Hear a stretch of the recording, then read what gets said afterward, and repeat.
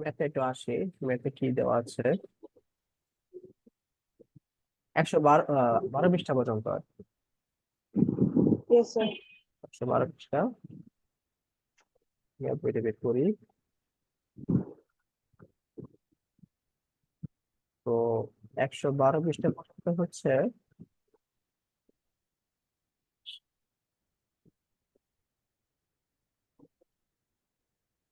তোমার এই একটা বাকি আছে আমাদের, এই চ্যাপ্টারটা বাকি আছে, আর হচ্ছে মোটামুটি আমাদের এই 3টা চ্যাপ্টার শেষ। মানে আমরা তো এখন এটা করতেছি, এখানে কিছু প্রবলেম আছে, এটা সলভ করার পরে এই চ্যাপ্টার শেষ হয়ে গেলে আরেকটা চ্যাপ্টার আমাদের থাকবে। তো এখানে আমাদের একটা চ্যাপ্টার আছে বলতে গেলে আমাদের এই ঈদের পরে যে আমাদের হাতে থাকবে কয়েকদিন, এটা এদিন হচ্ছে আমাদের অনেক বেশি পড়তে হবে, কারণ আমাদের সিলেবাস কিছু কিছু বাকি আছে, ঠিক আছে? তো আজকে আমরা চেষ্টা করব যে তোমার ওই যে প্রবলেম গুলো হয়েছে ওই প্রবলেম গুলো সলভ করে দেওয়া, আর হচ্ছে তোমার বিজ্ঞানের কিছুটা এই অনুশীলনের বইটা একটু আগে নেওয়ার, যাতে করে আমাদের চাপটা কমে যায়, ঠিক আছে? Yes, sir. আচ্ছা। তো আমরা দেখবো হচ্ছে তোমার প্রবলেম গুলা ক্লাসের শেষের দিকে। এখন আমরা একটু বিজ্ঞানটা শুরু করি আর কি। এই অনুশীলনীর আহ, এই কত রকম বাড়ি দিয়ে একটু শুরু করি। এখানে আসলে কি আছে আমরা একটু চেক করে আসি।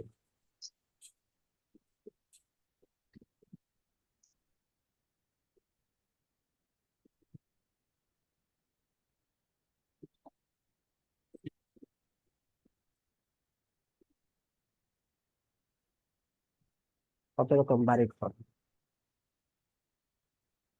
আচ্ছা, দেখো, স্টার্ট করো। কত রকম বাড়িঘর? হুম, পরে। আমাদের থাকার জায়গা বলতে যে বাড়িঘর, তার নকশায় আমরা কত যে বৈচিত্র্য কখনো খেয়াল করে দেখেছো? তো এই 56,000 বর্গ মাইলের বাংলাদেশে ওই বাড়িঘরে কত না কত না ভিন্নতা। আর সারা পৃথিবী ঘরবাড়ির ধরনের আলাপ করতে গেলে তো কথাই নেই। কখনো ভেবে দেখেছো এই বৈচিত্র্যতার কারণ কি? এর কিসের উপর নির্ভর করে? এই এরকম এরকম এই 17 রকমের বাড়িঘর নকশা দিয়ে আমাদের এবারের কাজ। আচ্ছা, এখানে বাড়ি ঘরে হচ্ছে তোমার বিভিন্ন ধরনের বাড়ি ঘরের কিভাবে তৈরি করা হয় আর ভিন্নতা কেন, এখানে এগুলো বলছে আর কি, ঠিক আছে? আর 56,000 বর্গ মাইল হচ্ছে আমাদের বাংলাদেশের আয়তন, ঠিক আছে? এটা যেটা অবজেক্টিভ তো আসতে পারে কিন্তু। আর বিভিন্নতা ভিন্নতা না। হুম। তো এটুকু আসলে বোঝানোর মতো কিছু নয়, এটা রিডিং করলে তুমি এমনি বুঝবে। আর যেমন এখানে একটা সোনের বাড়ি দিচ্ছে, তারপরে প্রথম সেকশন কি রয়েছে এটা, এই বিভিন্ন বাড়ি দিচ্ছে, একটা মাটির বাড়ি দিচ্ছে আমাদের, টিনের বাড়ি দিচ্ছে, আর সোনের বাড়ি দিচ্ছে, আর এখানে হচ্ছে তুষার পাতের একটা বাড়ি দিচ্ছে। হ্যাঁ, বিভিন্ন ধরনের বাড়ির চিত্র আছে আর কি। তো এখানে কি বলছে এটা আমি দেখি, পড়ো।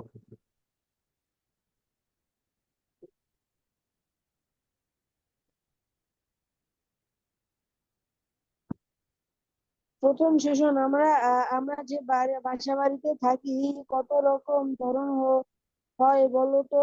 তোমাদের তোমাদের শহর বা গ্রামের সব বাড়ি কি এরকম? এবার একই রকম সব বাড়ি কি একই রকম?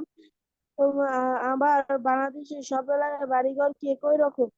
এই শিক্ষানবিজ্ঞতার শুরুতেই চলো খুঁজে দেখা যাক কত রকম বাড়িঘর নকশা তা আমরা আসলে দেখি। 5 থেকে 6 জনের ছোট দল ভাগ হয়ে যাও, তো সবাই মিলে আলোচনা করে দেখো কত ধরনের বাড়ি তোমরা দেখেছো। তো দলে সবাই নিজের আলোচনা করো, এক একজন এক এক রকম নকশা এঁকে দেখাতে পারো। এবার ক্লাসের বাকিদেরকে তোমাদের আঁকা বাড়িঘরের নকশা দেখাও। অন্য দলের কাজ দেখে নিজের মতামত দাও। নিচের ছবিগুলো দেখো, কোন বাড়ির নকশা কোন এলাকার বলতে পারবে? বলো। দলে আলোচনা করো। আচ্ছা, এখানে হচ্ছে তোমার এটা মনে হয় প্র্যাকটিক্যালের একটা বই, মানে এটা তোমার লিস্ট করে হয়তো করা এরকম কিছু একটা। এটা হচ্ছে এরকম এমন ভাবে যে করায় যে তোমাদের 5-6 জনের টিম বানায় আর কি, ঠিক আছে? 5-6 জনের টিম বানিয়ে বানিয়ে হচ্ছে তোমাদের স্কুল থেকে বের করে দিবে সবাইকে। তারপরে হচ্ছে তোমরা বিভিন্ন জায়গায় যাবা, যে যে বাড়িগুলো তোমরা দেখবা, ছবি টবি তুলবা, নিয়ে আসবা, পরে ছবিগুলো প্রিন্ট করে নিয়ে আসবা, নিয়ে এসে হচ্ছে তোমাদের বন্ধু বান্ধবের সাথে একজনের সাথে আরেকজনের বাড়ি করে মিলাবা, মিলিয়ে হলে চেক করবা আর কি, ঠিক আছে? চেক করে হচ্ছে নিজেদের মধ্যে আলোচনা করবা, আলোচনা করে করে Yes. হাসে এগুলো হচ্ছে কোন কোন এলাকার বাড়ি ঘর আর কি, হ্যাঁ, কোন এলাকার এগুলো বাড়ি ঘর, তো এগুলো আলোচনা করবো আর কি। তো আসলে এখানে পড়ার মতো কিছু দেখতেছি না আর কি, ঠিক আছে, জাস্ট প্র্যাকটিক্যাল। আচ্ছা, তারপর আমরা পড়ে যাই আর কি, যেহেতু আমাদের সিলেবাসে দিয়েছে পরীক্ষা আসতে পারে, তখন আমাদের পড়তে হবে। আচ্ছা, তারপর আমরা হচ্ছে এই চিত্রগুলো একটু ভালো করে লক্ষ্য রাখি। একটা হচ্ছে মাটির ঘর, ছলের ঘর, আর একটা হচ্ছে তোমার কি ওই যে বরফে আচ্ছাদিত ঘর, আর একটা হচ্ছে তোমাদের টিনের ঘর আর কি, ঠিক আছে?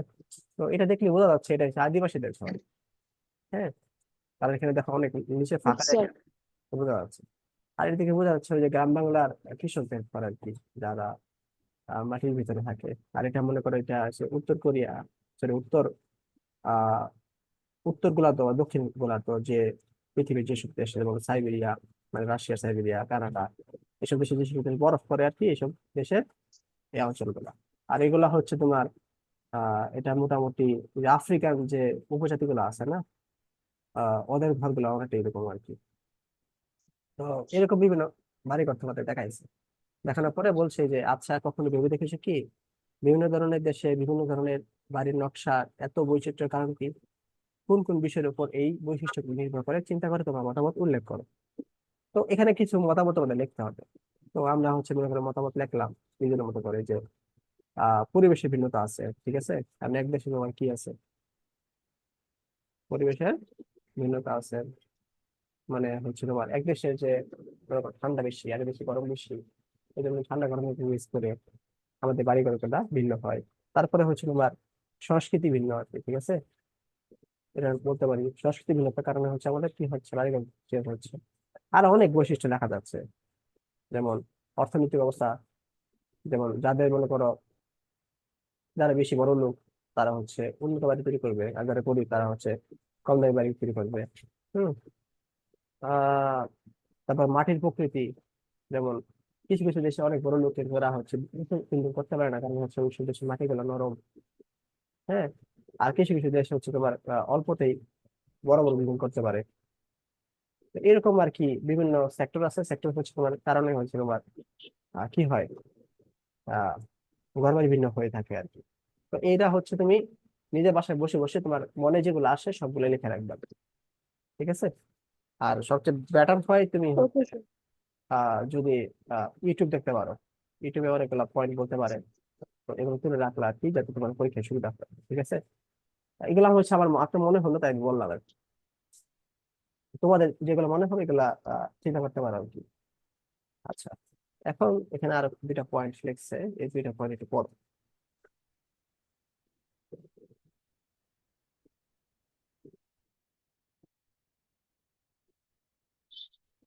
তোমাদের দলের লেখা বৈশিষ্ট্যগুলো ক্লাসে বাকিদের দেখাও, অন্যদের উল্লেখ করা বৈশিষ্ট্যগুলো শোনো। এই সকল বৈশিষ্ট্যসমূহের মধ্যে কোনগুলো নির্দিষ্ট পরিবেশে ও ভূমিরূপ সংক্রান্ত, আবার উপকরণের প্রাপ্যত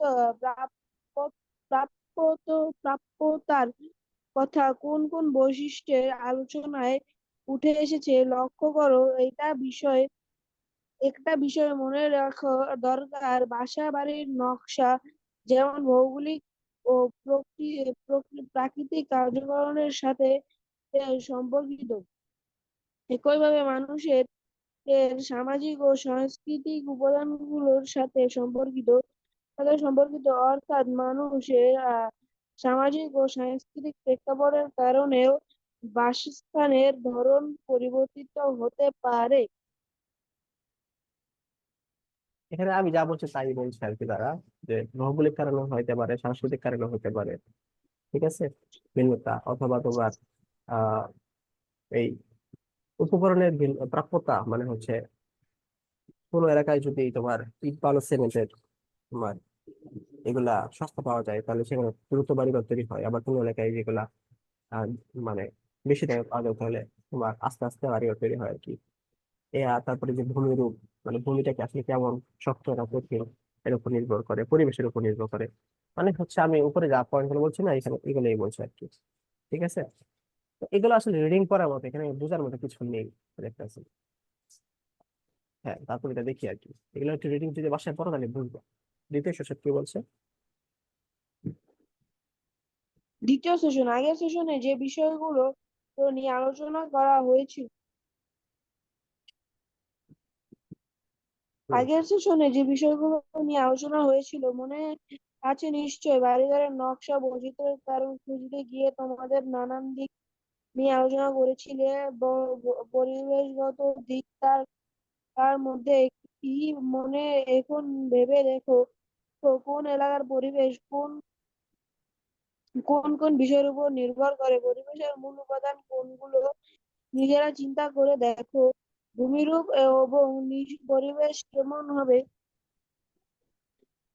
হবে তাই অনেকখানি সেই এটা তোমার এলাকার পানির তাপমাত্রার উপর নির্ভর করে। এই অনুসন্ধানী পাঠ বই থেকে ভূমিরূপ অধ্যায় বের করো ও দলে বসে পানি বিষয়ে যত অংশটুকু পড়ো এবং নিজেরা আলোচনা করো।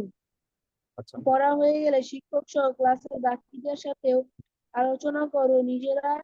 আলোচনার নিজেরা আলোচনার ভিত্তিতে নিচের প্রশ্নের উত্তর লেখো। শহর অঞ্চলে জলবদ্ধতা বেশি হয় কেন? আচ্ছা, এখানে হচ্ছে তোমার বলছে যে আমরা উপরে যে পয়েন্ট গুলো বলছি, মানে এখানে যে পয়েন্ট গুলো বলছি যে কেন ভিন্ন ভিন্ন বাড়িঘর তৈরি হয়, তার মধ্যে একটা পয়েন্ট ছিল আমাদের কি ছিল, পরিবেশগত দিক দিয়ে ছিল, তাই না? এই যে প্রথম পয়েন্টে আমাদের কি ছিল, পরিবেশের ভিন্নতা। হ্যাঁ, এই যে এখানে পরিবেশ ছিল আমাদের। তো এই তৃতীয় সেশনে আমাদের কি পরিবেশ নিয়ে আলোচনা করছে, ঠিক আছে?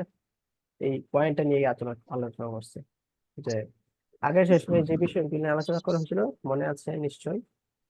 বাসা বাড়ির নকশার বৈচিত্র্য কারণে খুঁজতে গিয়ে আমরা নানান দিকে আলোচনা করেছিল, তার মধ্যে কি পরিবেশগত দিক ছিল একটা। ঠিক আছে। এখন আমরা পরিবেশগত দিকটাকে নিয়ে চিন্তা করবো আর কি, মানে এই দ্বিতীয় সেশন। তাই পরিবেশের মূল উপাদান কোনগুলো তোমার নিজেরা চিন্তা করে রাখো। তো প্রথমে তোমার নিজে চিন্তা করে বলছে, তারপরে হচ্ছে বই একটা আনসার দিচ্ছে। হ্যাঁ, এই আনসারটা হচ্ছে তোমার ভূমিরূপ এবং পরিবেশ কেমন হবে তা অনেকখানি সেই এলাকা পানির উপর নির্ভর করে। অর্থাৎ মাটিতে কতটুকু পানি আছে, ঠিক আছে, মাটিতে কতটুকু পানি আছে তার উপর নির্ভর করে হচ্ছে সেই এলাকার শক্ত না নরম। যেমন যদি তুমি সৌদি আরবের কথা চিন্তা করো,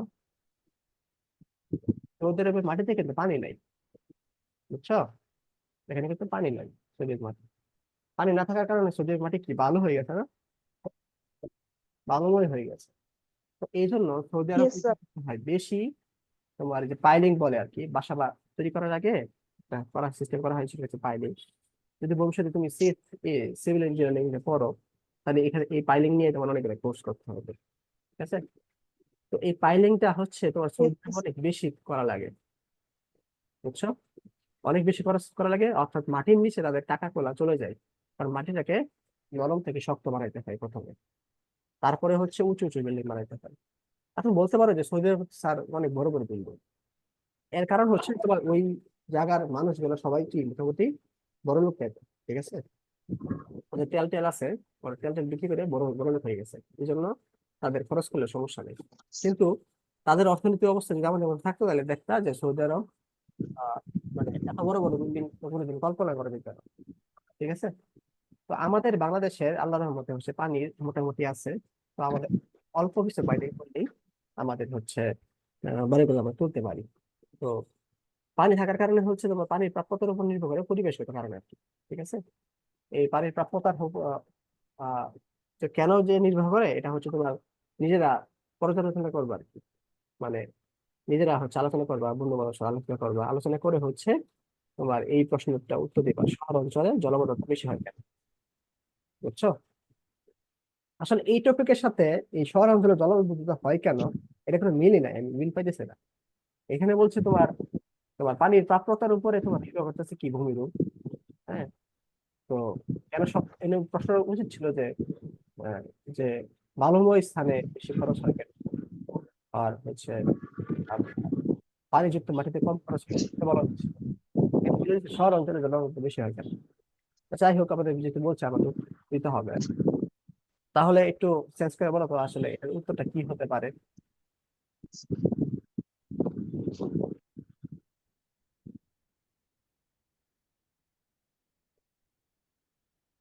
তোমাকে প্রশ্ন করেছি।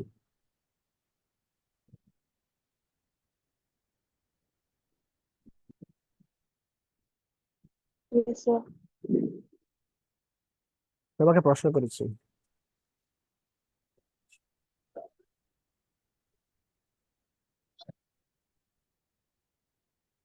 বুঝতে পারছো আমাকে কি প্রশ্ন করেছি? জি স্যার। তাহলে একটু বলো আর কি, শহর অঞ্চলে জলবদ্ধতা বেশি হয় কেন? স্যার শহরে স্যার পানি অতটা ভালোভাবে যেতে পারে না, বা অনেক গুড। ড্রেনে পানি আটকে থাকে, পরিষ্কার করা হয় না। হ্যাঁ, এইসব কারণে স্যার জলবদ্ধতা হয়, যার কারণে সমস্ত পানি রাস্তায় উঠে যায় পর্যায়ে। হ্যাঁ, মানে মানুষের মানে জায়গার তুলনায় মানুষ অনেক বেশি। আর ইয়েস এর মধ্যে স্যার। আমাদের পয় নিষ্কাশন ব্যবস্থা কি অনেক দুর্বল। তো পয় নিষ্কাশন ব্যবস্থা দুর্বল থাকার কারণে বেশি চাপ, বেশি পানির চাপ হচ্ছে তো আমাদের ড্রেন গুলা কি নিতে পারে না। ফলশ্রুতিতে ড্রেনের পানি তোমার কিসে উঠে যায়, রাস্তায় উঠে যায়। এই জন্য জলবদ্ধতা বেশি হয়। আর পানিগুলো যেতেও পারছে না বেশি করে, কারণ বেশি ঘর বাড়ি ঘেরা আছে। ঠিক আছে। তো এগুলা লিখবা আর কি, এগুলো লিখে আবার আর কিছু পয়েন্ট আছে, পয়েন্ট গুলো লিখে হচ্ছে তোমার ফিল আপ করবে। তো এটার জন্য তোমার হচ্ছে একটু ইউটিউবের সাহায্য নিতে হবে। ঠিক আছে, পয়েন্ট গুলো আনার জন্য আর কি। সেশন কয়টা? চতুর্থ সেশন, পঞ্চম সেশন, তারপরে হচ্ছে তোমার অনেকগুলো লিখতেছি। আচ্ছা, এই অধ্যায়টা আমরা আজকে একটু পুরোটাই একটু দেখি, দেখে দেখে যাই। কষ্ট হবে কিছু করার নাই, আমাদের পরীক্ষা কাছে এসে পড়তেছে। তো তৃতীয় সেশনে আমরা আসি। এটা দেখ। স্যার তৃতীয় সেশন। হ্যাঁ, আগের সেশনের সূত্র ধরে শুরু করা যাক। আলোচনা হচ্ছিল পরিবেশ ও ভূমিকম্প নিয়ে, ভূমিরূপ নিয়ে।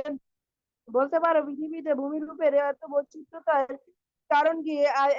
আবার একই জায়গার ভূমিরূপ সময় একই রকম থাকে, তাও তো নয়। কি কি কারণে ভূমিরূপ পরিবর্তিত হয়? অনুসন্ধানী বাদ বই বই থেকে আগের মতো দলে বসে বিভিন্ন বিভিন্ন ধরনের ভূমিরূপ সৃষ্টির প্রক্রিয়া সম্পর্কে জেনে নাও।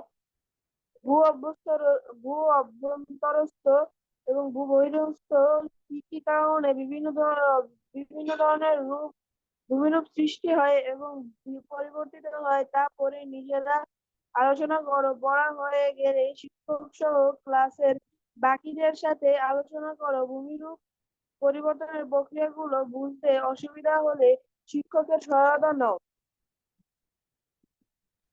ওকে, এখানে বলছে হচ্ছে তোমার ভূমিরূপ। ভূমিরূপ বলতে একটা মাটির কথা বলতেছে আর কি। ঠিক আছে, মাটির যে বিভিন্ন রূপ থাকে, এই রূপটা কেন হচ্ছে পৃথিবীর বিভিন্ন জায়গায় বিভিন্ন রকম হচ্ছে কেন। আবার দেখা যাচ্ছে যে একই জায়গার মাটিগুলো বিভিন্ন রকম হয়। যেমন ধরো বাংলাদেশের আহ ঢাকার মাটি আর ময়মনসিংহের মাটি তো সেম না, তাই না? বা ঢাকার মাটি চট্টগ্রামের মাটি সেম না, চট্টগ্রামের মাটি গেলে একটু শক্ত শক্ত, পাহাড় পাহাড় অবস্থা। সেই তুলনায় তোমার ঢাকার মাটি বা ময়মনসিংহের মাটিগুলো কি একটু কেন্দ্রিক। হ্যাঁ, ওই এর ফলে সে সৃষ্টি হয় যে মাটিগুলো বলা হয় পলিমার। আর আগ্নেয় শিলা, এগুলো চিন্তা সেটা হচ্ছে তোমার কি বলে আগ্নেয় শিলা, যে মাটিগুলা, এগুলো হচ্ছে তোমার কি কোথায় আছে? এগুলো হচ্ছে চট্টগ্রামের দিকে আছে, চট্টগ্রামের মাটিগুলো বেশি শক্ত শক্ত। আবার তুমি যদি গারো পাহাড়ের দিকে যাও, তো ওইগুলো মানে লাল মাটি। তো এরকম ভিন্ন ধরনের ভিন্ন জেলায় মাটি আছে আর কি। ঠিক আছে। তো তোমাদের কাজ হচ্ছে যে এই মাটিগুলা কেন এরকম হয় তা হচ্ছে অনুসন্ধান করে বের করা। ঠিক আছে। অনুসন্ধানী পাঠ বই থেকে আর কি, সম্ভবত এরকম চ্যাপ্টার আছে আমাদের, মাটি নিয়ে পড়াশোনা আছে। এই বই থেকে হচ্ছে তোমার দলে বসে বিভিন্ন ধরনের ভূমিরূপ সৃষ্টি প্রক্রিয়া সম্পর্কে জেনে নাও। মানে ওই বই থেকে আমাদের কি জানতে হবে? আহ মাটির যে বিভিন্ন রূপ আছে সেটা আমাদের জানতে হবে, যেহেতু আমাদের এই চ্যাপ্টারটা আমাদের নেই, এবারে সিলেবাসে তা এই জন্য আমাদের পড়া হয়নি আর কি। হয়তো এখানে আছে, ঠিক আছে। তো আমি জানি হচ্ছে মাটির বিভিন্ন মানে শিলার বিভিন্ন রূপ আছে আর কি। শিলা হচ্ছে এরকম, একটা হচ্ছে আগ্নেয় শিলা, আগ্নেয় শিলা। আর হচ্ছে তোমার 2 নম্বর হচ্ছে তোমার পাললিক শিলা। আর ইয়েস স্যার। 2 নম্বর হচ্ছে পাললিক শিলা। 3 নম্বর হচ্ছে আমাদের কি, রূপান্তরিত শিলা। এই শিলাগুলোই হচ্ছে কোনো এক সময় মাটিতে পরিণত হয় আর কি, ঠিক আছে। তো আগ্নেয় শিলা হচ্ছে তোমার এই যে আগ্নেয়গিরি উৎপাতের ফলে, অর্থাৎ সরাসরি লাভা থেকে যে মাটিগুলো উৎপন্ন হয় সেটা বলা হয় পাললিক শিলা, এছাড়া আগ্নেয় শিলা। আর পাললিক শিলা হচ্ছে তোমার এই আগ্নেয় শিলা হচ্ছে তোমার ভেঙে চুরমার হয়ে নদী নালা খাল বিলের মাধ্যমে যখন আসে, হ্যাঁ, তখন হচ্ছে তোমার আহ নদীর দুই পাশে যে মাটিগুলো তৈরি হয় সেগুলো হয় পাললিক শিলা, ঠিক আছে।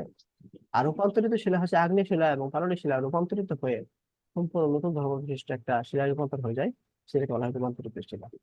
তো এই 3টা শিলা দিয়ে মোটামুটি মাটি তৈরি হয়, ঠিক আছে। তো এগুলার ভিন্নতার কারণে হয়তো মাটিগুলো চেঞ্জ হয়, যেমন ভূমধ্যস্থ এবং, একটু দাঁড়াও। Yes sir.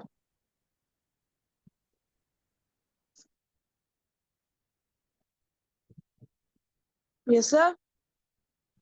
হ্যালো। হ্যাঁ একটু দাঁড়াও, আমার ইতে মানে হোয়াইট বোর্ডে হচ্ছে যে পানি পড়ছে তো একটু পানিটা মুছতেছে।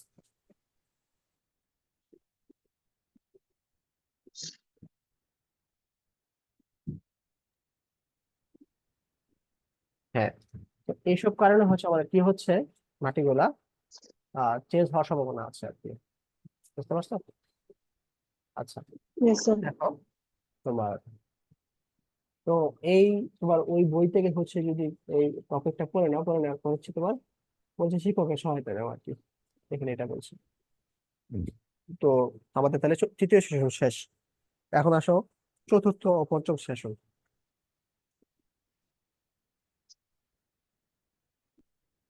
Yes sir. বিভিন্ন ধরনের ভূমিরূপ সৃষ্টির প্রক্রিয়া তো জানা গেল, কিন্তু বাংলাদেশের তোমরা কি জানো বাংলাদেশে আহ তোমরা কি জানো বাংলাদেশের ভূমিরূপ কিভাবে সৃষ্টি হয়েছে? বাংলাদেশ ও তার চারপাশের এলাকার মানচিত্র দেখে অনুমান করে চেষ্টা করো। তো উপরের ছবিতে গুগল আর্থ থেকে বাংলাদেশ ও তার চারপাশের এলাকার মানচিত্র ভালোভাবে লক্ষ্য করো। তো বাংলাদেশের উপর দিয়ে কত নদী বয়ে গেছে খেয়াল করো। অবক্ষেপণের মাধ্যমে কিভাবে বাংলাদেশের ভূমির সৃষ্টি হয়েছে তা অনুসন্ধান এই পাঠ বই থেকে পড়ে নাও ও নিজেরা আলোচনা করো। এবার ভেবে দেখো ভূমিরূপের তৈরির এই প্রক্রিয়ায় সাথে বাংলাদেশের স্থানীয় প্রযুক্তির কত মাটি ছনের তৈরি বাড়ি, টিনের ঘর ও এই ধরনের বাড়ির ডিজাইন গড়ে ওঠার কোনো সম্পর্ক আছে কিনা দলের এই আলোচনা করো এবং নিচে আমাদের উত্তর লিখে রাখো।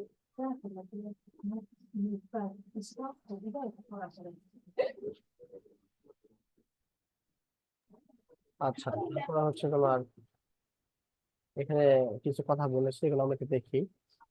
যে চতুর্থ ও পঞ্চম সেশনে বলছে যে আহ বাংলাদেশের মানচিত্রটা আমাদের লক্ষ্য করতে বলছে। তাহলে আমরা বাংলাদেশের মানচিত্র লক্ষ্য করি। তো এটা হচ্ছে আমাদের বাংলাদেশ, এটা হচ্ছে আমাদের বাংলাদেশ, ঠিক আছে।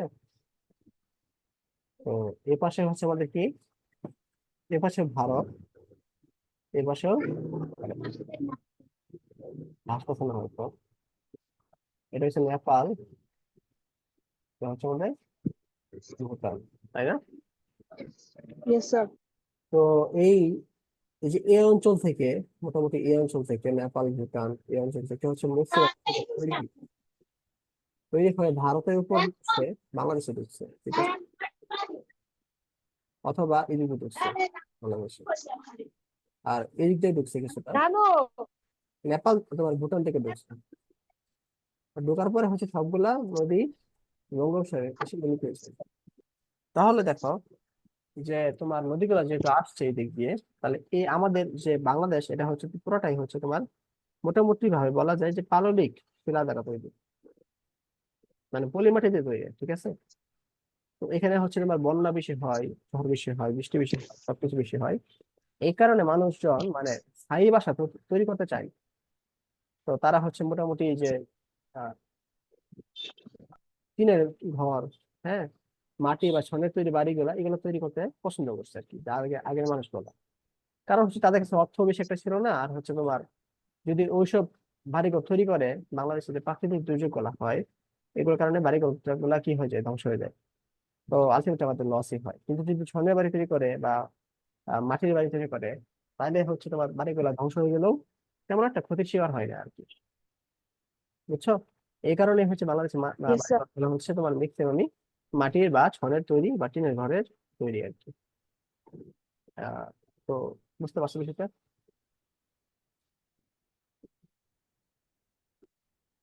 কথা কি যাচ্ছে নাকি অস্পষ্ট শুনতেছে? Yes sir. ইয়েস স্যার মানে কি, স্পষ্ট না অস্পষ্ট কোনটা? স্যার, একটু স্পষ্ট আসতেছে না, কারণ মাইক্রোফোনে বেশি ডিস্টার্ব, আওয়াজ একটু কম, শব্দটা কম। ও, আওয়াজ কম। জি স্যার। আচ্ছা, কি আর করার। আচ্ছা, তাহলে একটু কষ্ট করে তোমার একটু রেকর্ডটা আবার দেখতে হবে আর কি। আমার এখান থেকে নো আওয়াজ প্রবলেম। শোনা যাচ্ছে, আমার অন্য একটা ডিভাইস থেকে তো। আচ্ছা, নো দেখো প্রবলেম। এখানে কি বলছে, একটু পড়ো দেখি। মানুষের বাড়িঘর নিয়ে তো অনেক কথা বলা হলো, এবার ভেবে দেখো সব প্রাণী কি একই রকম বাসস্থান বেছে নেয়? তাই সব এলাকার প্রাণীদের বাসস্থান কি একই রকম? সব এলাকার সব মাটিতে কি একই গাছ জন্মে? দলে আলোচনা করো, বুঝতে পারছো তো? মানুষ ছাড়া অন্যান্য জীবের বাসস্থান অনেকটা দিক দিয়ে তার পরিবেশ এবং ভূমিরূপের সাথে সম্পর্কিত। একটু আগেই স্থানীয় প্রযুক্তি নিয়ে আলোচনা হচ্ছিল। তো প্রতিটি এলাকায় সেই এলাকার বৈশিষ্ট্য অনুযায়ী ঘরবাড়ি নির্মাণে বিশেষ প্রযুক্তি গড়ে ওঠে। বাইরের স্থানীয় প্রযুক্তি কি ভেবে দেখো। প্রযুক্তি কি ভেবে দেখো, মাটি বা ছনের ঘর এই দেশের সুপ্রাচীন ঐতিহ্য। ও আমাদের কারো মাটির ঘরে থাকার অভিজ্ঞতা আছে, তাকে নিশ্চয় জানো। মাটির ঘর তুলনামূলক ঠান্ডা থাকে, কিন্তু কখনো ভেবে দেখেছো কেন শহরে কাঁচা ঘেরা ঘর তুলনামূলক গরম থাকে কেন? আচ্ছা, এখানে কিছু প্রশ্ন ঘর বাড়ি আমরা হচ্ছে এইটুকু আগে দেখি, তারপর নিচে করে দেখি। তো এখানে বলছে হচ্ছে তোমার আহ যে এটা আমি আগে বলেছিলাম আর কি, যে আহ যে তোমার মাটির উপরে নির্ভর করে হচ্ছে, পরিবেশের উপর নির্ভর করে অনেকটা বাড়িঘর তৈরি হয়। ঠিক আছে, শুধু বাড়িঘর তৈরি হয় না, এখানে হচ্ছে তোমার আহ গাছ গাছালি জন্মে ভিন্ন ভিন্ন ভাবে। যেমন হচ্ছে তোমার আহ সুন্দরবনে যে গাছগুলো জন্মে আর কি, যেমন সুন্দরী, কেওড়া, এগুলো হচ্ছে লবণ লবণ লবণ মাটিতে জন্মে। এগুলা কিন্তু আবার তুমি আমাদের ময়মনসিংহ বা ঢাকায় এনে লাগালে কিন্তু তারা মারা যায়, ঠিক আছে। আর আমাদের ঢাকার বা ময়মনসিংহ এর যে গাছগুলো আছে, যেমন ধরো মেহগনি, হ্যাঁ, করই, তারপরে সে আম, এগুলো যদি আমরা সুন্দরবনে যাই লাগাই দিই, তাহলে তারা কিন্তু মারা যাবে। তাহলে গাছের ক্ষেত্রে কিন্তু দেখা যাচ্ছে যে তোমার মাটির পার্থক্য অনেক বড় একটা ফ্যাক্ট কাজ করে। হ্যাঁ, ঠিক একইভাবে হচ্ছে তোমার জীব, লবণাক্ত হ্যাঁ, লবণাক্ত জীবজন্তু বা মাছের ক্ষেত্রে চিন্তা করো। জীবজন্তুর ক্ষেত্রে চিন্তা করো হচ্ছে তোমার আহ লবণাক্ত পানিতে যেসব মাছ জন্মে, এগুলো কিন্তু স্বাদু পানিতে জন্মে না। আবার সাদা মাছ লবণাক্ত পানিতে জন্মে না, ঠিক একইভাবে হচ্ছে তোমার জীবজন্তুর ক্ষেত্রে চিন্তা করো, তারা হচ্ছে পরিবেশের ভিন্নতার কারণে বিভিন্ন জায়গায় অবস্থান করতেছে। তো পরিবেশে তো ভিন্নতার কারণে জীবজন্তুর যেমন অবস্থান জীবজন্তুর অবস্থান, গাছ গাছালির অবস্থান পার্থক্য হয়, ঠিক একইভাবে হচ্ছে তোমার মাটির ঘরেও বা ঘরের যে বিশেষ ইগুলা বৈশিষ্ট্য এগুলা কি আলাদা আলাদা হয়। যেমন আমাদের যে এখানে দুইটা প্রশ্ন শুরু দিচ্ছে যে যে মাটির ঘর কেন তুলনামূলকভাবে ঠান্ডা, আর কাঁচ ঘেরা ঘর কেন তুলনামূলকভাবে গরম, এটা তোমাদের বের করতে বলছে আর কি। তো আমরা একটু এটা নিয়ে একটু চিন্তা করি যে মাটির ঘর কেন ঠান্ডা হয় আর কি। মনে করো এটা হচ্ছে মাটির ঘর, এটা হচ্ছে মাটির ঘর। তো মাটির ঘরে হচ্ছে তোমার গ্রীষ্মকালে চিন্তা করো, গ্রীষ্মকালে যে ই আসতেছে, তাপ তাপ আসতেছে, তাপ গুলা হচ্ছে মাটির ঘরে সেগুলো ঢুকতে পারে না। না ঢুকতে পারার কারণে মাটির ঘরে যে ভিতরে যে তাপ টেম্পারেচার, এই টেম্পারেচারটা বাইরের টেম্পারেচার থেকে কম হয়। অর্থাৎ ভেতরের ভেতর তাপমাত্রা কি হয়, বাইরের থেকে আমাদের কি হয়, কম হয়। বাইরে ইয়েস স্যার। কম হয় আর কি। কারণ ভিতরে হচ্ছে তাপটা ঢুকতে পারে না আর কি, মাটির ঘরে। তো এই কারণে আমাদের হচ্ছে মনে হয় যে মাটির ঘর ঠান্ডা থাকে। কিন্তু কাচের ঘরের ক্ষেত্রে চিন্তা করো, মনে করো এটা কাচের ঘর। কাচের ঘর হচ্ছে তোমার ভিতরে হচ্ছে টেম্পারেচার ঢুকে দেয়। তা কাচের ঘরটা এমন ভাবে ডিজাইন করা হয় মাঝে মাঝে যে কাচের ঘরটি ঢুকছে যে তাপমাত্রা ভিতরে বাইরে যেতে পারে না। ঠিক আছে, বাইরে তো ইয়েস না স্যার। পারার কারণে হচ্ছে ওগুলো গিয়ে ওগুলো ভিতরে আটকা পড়ে থাকে, মানে বাইরে যে তাপমাত্রা আছে ওটা ভিতরে আটকা পড়ে থাকে, আটকা পড়ে থাকে। এই গ্রিন জন্য হাউসের ভিতর, গ্রিন হাউসের মতো। গ্রিন হাউসের সাবার, এই জন্য ভিতরে তাপমাত্রা কি হচ্ছে আমাদের বাইরে থেকে কি হয়, বেশি হয়। তো বাইরে থেকে বেশি হওয়ার ইয়েস কারণে স্যার। হচ্ছে তোমার কাজ ঘেরার পরে হচ্ছে তুলনামূলক গরম মনে হয় আর কি। তো এটাই আর কি এখানে, এই এছাড়া আর কিছু বোঝা কিছু না। তারপর দেখি এখানে কি বলছে, ঘর ঘর বাড়ি। বাড়ি নির্মাণে তাপমাত্রার ব্যবস্থাপনা অত্যন্ত জরুরি বিষয় বিষয়। কাজেই বাসাবাড়ির নকশা আরো ভালোভাবে বুঝতে তাপ ও তাপমাত্রা সম্পর্কে আরেকটু বিস্তারিত জেনে নেওয়া প্রয়োজন। আর অনুসন্ধানী পাঠ বইয়ের তাপ ও তাপমাত্রা অধ্যায় থেকে তাপ সঞ্চালন কিভাবে হয়, কোন বস্তুতে কি পরিমাণ তাপ সঞ্চিত হয়, তাদের প্রভাব কিভাবে ঘটে, এই ইত্যাদি বিষয়গুলো ইত্যাদি বিষয়গুলি পড়ে দলের আলোচনা করা হয়ে গেলে আগের মতো শিক্ষক সহ বাকিদের সাথে আলোচনা আর যোগ দাও। তাপ